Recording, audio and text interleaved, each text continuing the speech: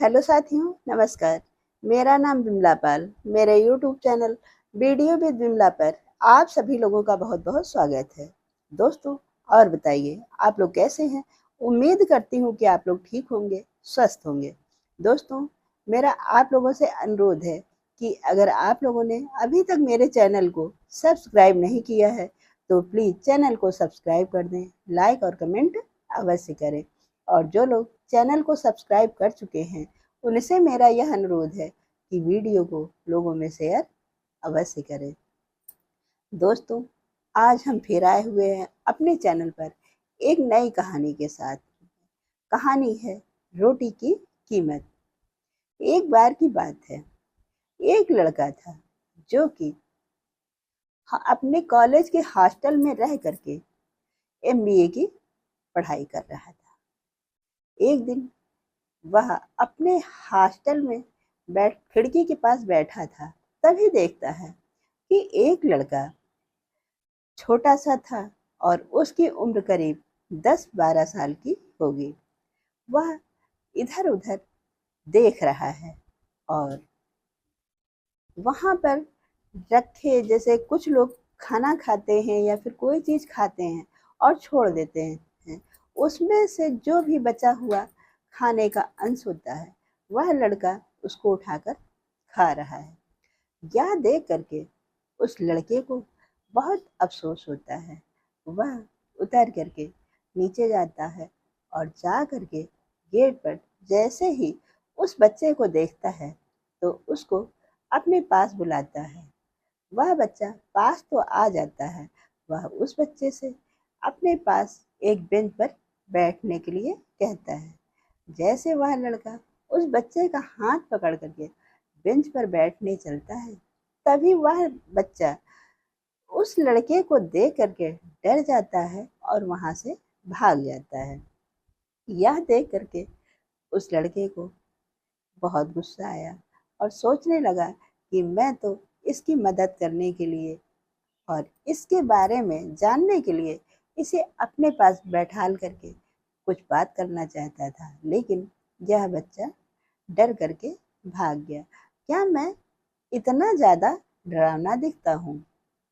खैर, उसके बाद वह लड़का अपने हॉस्टल के रूम में चला जाता है और वहां जा करके थोड़ी देर उस बच्चे के विषय में सोचता है, फिर अपनी पढ़ाई लिखाई में लग जाता है।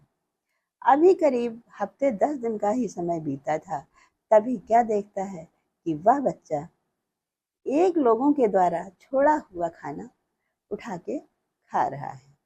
यह देख करके उस लड़के को बहुत तकलीफ होती है और वह जा करके उस बच्चे से कहता है कि बेटा, यह तुम जूठा खाना क्यों खा रहे हो? तब वह बच्चा कहता है कि भैया, मुझको बहुत जोरों की भूख लगी है। करीब मैंने हफ्ते भर से कुछ नहीं खाया है। मुझको सिर्फ खाने के लिए कुछ दे दीजिए। वह लड़का उस बच्चे को ले करके अपने हॉस्टल के रूम में आ जाता है और वहाँ उसके साथ बैठ करके सोचता है कि इसके बारे में कुछ जानकारी हासिल करें। जब वह लड़का उस बच्चे से उसका नाम पूछता है, तब वह बच्चा अपना नाम सोनू बताता है और बताता है कि भैया, पहले मुझको कुछ खाने के लिए एक रोटी दे दीजिए। यह सुनते ही उस लड़के ने अपने हॉस्टल के रूम में अपने बैग से एक बिस्किट का पैकेट निकालता है और उस लड़के को खाने के लिए दे देता है। तब वह बच्चा कहता है कि भैया, सिर्फ मुझको एक रोटी चाहिए। मुझे आप मुझसे बाद में बात कर लेना, सिर्फ मुझको एक रोटी दे दीजिए। उस लड़के ने हॉस्टल के मेस में फ़ोन लगाया और खाने का ऑर्डर देने लगा। तभी उसको यह पता चलता है कि आज मेस तो बंद है, आज कुछ भी नहीं मिलेगा खाने के लिए। उसके बाद उस लड़के ने उसको बिस्किट खिलाने के बाद उससे पूछता है कि यह बताओ, और तुम कहाँ रहते हो? तुम्हारे परिवार में कौन कौन है? तब उस बच्चे ने बताया कि बहुत समय पहले मेरे पिताजी मुझको छोड़ करके चले गए और 1 साल के करीब पहले मेरी माताजी इस दुनिया में नहीं रही। इसलिए इस दुनिया में अब मेरा कोई नहीं है। माँ के न रहने के बाद मैं इधर-उधर भटकता फिरता हूँ और खाने के लिए कुछ न कुछ मिल जाए यह ढूँढता रहता हूँ। तब उस लड़के ने उस बच्चे को अपने साथ लिया और ले कहने लगा कि चलो हम दोनों लोग चल करके होटल में खाना खाते हैं। उस बच्चे को ले जा करके उस लड़के ने होटल गया और होटल में जा करके वेटर से 2 प्लेट खाने का ऑर्डर दिया। उसके बाद उस लड़के ने भर पेट खाना खाया और उस बच्चे ने भी खाना खाया। खाना खाते ही उस बच्चे के चेहरे पर चमक आ गई। उस लड़के ने उस बच्चे के चेहरे को देख करके इतना खुश हुआ कि ऐसा लगता कि उसको कहीं कुछ मिल गया है। खाना खाने के बाद में वह लड़का उस बच्चे को ले करके फिर अपने हॉस्टल में आ जाता है और उससे बातें करने के बाद वह उस लड़के से कहता है कि बेटा, हम तुमको अपने पास तो रख नहीं सकते क्योंकि हम हॉस्टल में रहते हैं, वरना मैं तुम्हें अपने पास ही रख लेता। चलो मैं तुम्हें एक अनाथ आश्रम में छोड़ आता हूँ।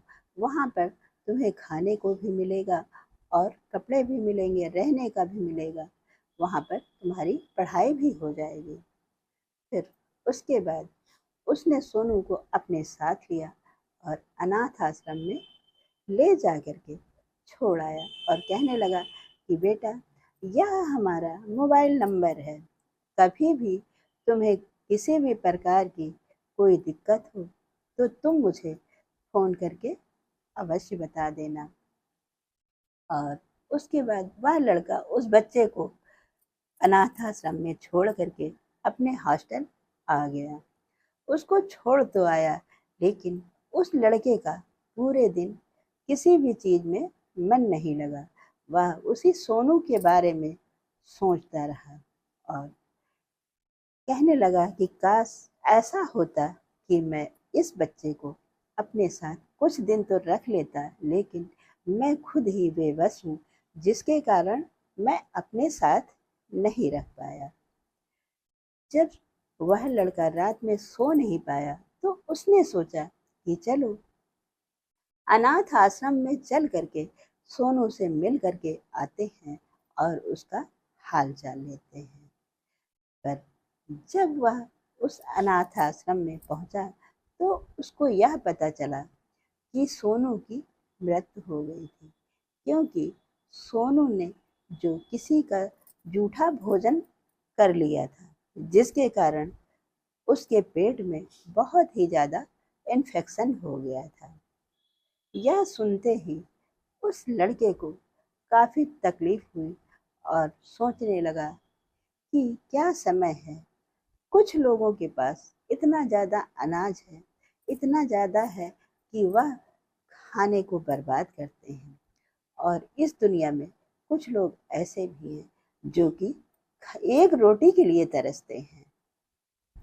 वह लड़का सोनू की अंतिम यात्रा में शामिल हुआ। शामिल होने के बाद अपने आप को बहुत दुखी महसूस कर रहा था और सोचने लगा कि काश अगर मैं एक दिन भी सोनू को अपने साथ रख लिया होता तो मेरे दिल को और भी ज़्यादा सुकून मिलता। लेकिन भगवान के आगे तो किसी की नहीं चलती है। दोस्तों, यह रही एक छोटी सी कहानी। इस कहानी से हमें यह सीख मिलती है कि हमें कभी अन्न को बर्बाद नहीं करना चाहिए, क्योंकि बहुत सारे लोग इस दुनिया में ऐसे पड़े हैं जिनको भरपेट अन्न नहीं मिलता है और जिसके कारण वह भूखों मर जाते हैं। और कुछ लोगों के पास इतना ज़्यादा अन्न होता है कि वह उसकी कीमत नहीं समझते और उसको बर्बाद करते हैं। इधर उधर कूड़े में फेंक देते हैं। दोस्तों, यह रही एक छोटी सी कहानी। हम फिर मिलते हैं आप लोगों से अपनी अगली वीडियो में। तब तक के लिए नमस्कार। जय हिंद, जय भारत।